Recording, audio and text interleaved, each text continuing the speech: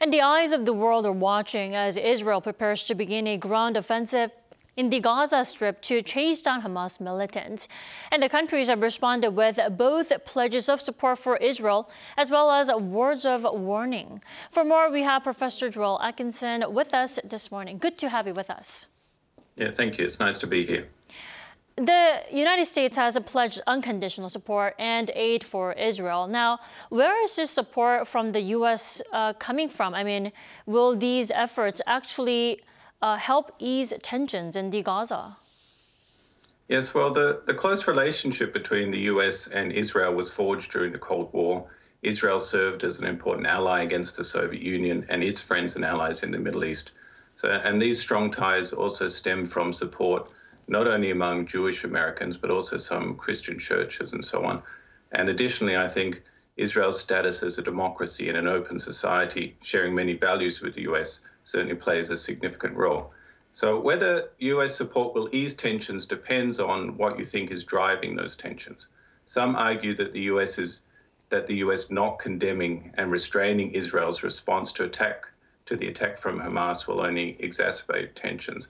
Others believe that the only path to peace now is the complete destruction of Hamas. However you see it clearly, though, the US support plays a crucial role in limiting Iran's involvement and preventing the escalation of a broader regional conflict, which would obviously be a disaster for everyone. At the same time, Washington wants to shape Israel's response, restrain it to some degree so it doesn't endanger the ongoing Arab-Israeli rapprochement. Right. It looks like aid and funding from Washington will continue to flow in for Israel for now. Then what about countries in the EU bloc? What countries will be just as involved? I mean, what stances are they taking? Well, in comparison to the US, Europe has historically generally been somewhat more critical of Israeli policies and its use of force. This time around, there seems to be something of a shift. I think primarily due to the shocking brutality and scale of Hamas's attack, and perhaps also following Putin's invasion of Ukraine, there is now a greater European recognition that this issue is connected to broader geopolitical issues. As the Israeli bombing of Gaza continues and ground operations commence, we're likely to see the initial support for Israel from some European leaders come under increasing pressure. Another issue, of course, is European leaders and politicians will have to manage the rise in anti-Semitism and anti-Israel rallies being held in European cities, as well as increases in anti-Muslim and anti-immigrant sentiment. Right, and it's not just the EU bloc. Asian countries are also closely following this situation. The leaders of China and Russia are also meeting in person this week, and they are expected to discuss this topic. Now, what will the two leaders discuss regarding this war then? Yes, that's right. Putin has aimed to maintain productive ties with Israel to prevent it working against Russian interests in the Middle East and cooperating with Ukraine, of course. China's also sought a good relationship with Israel, viewing it as a source of technology, particularly in the military sector, making it a potential weak link in the US's technology controls. However, both countries seem to view this crisis as an opportunity to really bolster their positions against the US and are willing to risk alienating Israel in the process. They both emphasize that the blame lies with the US, highlighting what they call Western hypocrisy. They have refrained from condemning Hamas and instead emphasized that Israel is the most responsible, calling for the offensive to cease to protect Palestinian civilians. Additionally, there's been a rise in anti-Israel and anti-Semitic content in their media spaces, often with some government endorsement. So given the scale and brutality of the Hamas attack, this attitude is likely to negatively influence Israel's perception toward both Russia and China. So when Putin and Xi meet, I anticipate their primary concern regarding this conflict will be how to restrain US actions against Iran, thereby giving Iran a bit more of a freer hand. Whether or not the leaders themselves state it jointly in public, I think both Beijing and Moscow will continue calling for a halt to Israel's offensive while underscoring what they describe as Western hypocrisy and really try to present themselves as responsible actors seeking to bring peace to the region and indeed the world as a whole. Right. It looks like Moscow and Beijing do both have mutual interest keeping the U.S. in check on this occasion. Now, we are over a week into this conflict. Professor Atkinson, will it be prolonged like the Ukraine crisis?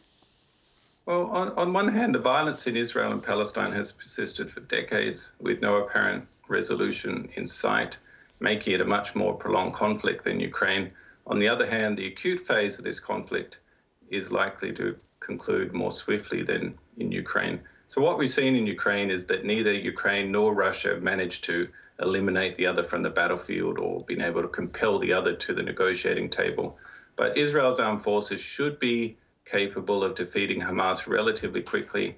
However, this is likely to be followed by an extended occupation of Gaza, which will endure for a more extended period. Iran has recently issued a warning that it will intervene if Israel does not cease its operation. The United States has already deployed 2 aircraft carrier battle groups to the region as a deterrent. So if Iran directly engages, it could result in a war involving Israel and the United States. And even if Iran intervenes through its proxy, Hezbollah in Lebanon, there would be a substantial risk of the conflict spreading to Syria and Iran, bringing in direct U.S. involvement. Then what would be the worst case scenario in this new war? And what needs to be done to iron out these tensions?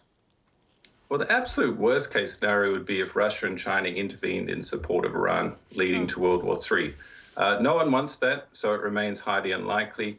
However, even a very small probability is concerning, given how catastrophic that would be. Yet it doesn't have to escalate to that level for things to be very bad. An Iran war would be devastating for both the Iranian and Israeli people. And even if the conflict remains confined to Israel and Hamas, you'll have significant adverse effects with ongoing attacks on Israel and a substantial loss of Palestinian civilian lives. So the best way to iron out tensions, again, depends on how you identify the root problem. If the issue is seen as Israel, then the solution is applying pressure for a ceasefire and pushing Israel to negotiate with Hamas to facilitate economic links between Gaza, Israel, and Egypt, improving living conditions among Palestinians. If you perceive Hamas as the problem, then it must be removed, even if it results in a significant civilian loss of life in Gaza. Some also believe that a lasting reduction in tensions will only be possible when Iran's power and influence are diminished. I think the bottom line is that Israel is going to keep going until Hamas is wiped out, and we're going to see heightened tensions and conflict in the Middle East for some time yet. This is going to affect, obviously, other parts of the world, including East Asia and Korea. In particular, Korea will find that it really sucks in much of the US's and the world's diplomatic attention, meaning there's less attention for South Korea's priorities. And it will put Korea in a tricky situation where it needs to choose sides or risk alienating both. All right. Hopefully the war doesn't fall into that worst case scenario. Thank you, Professor Atkinson, so much for your insight this morning. You have a great start to the week. Thank you. Yeah, it's my pleasure.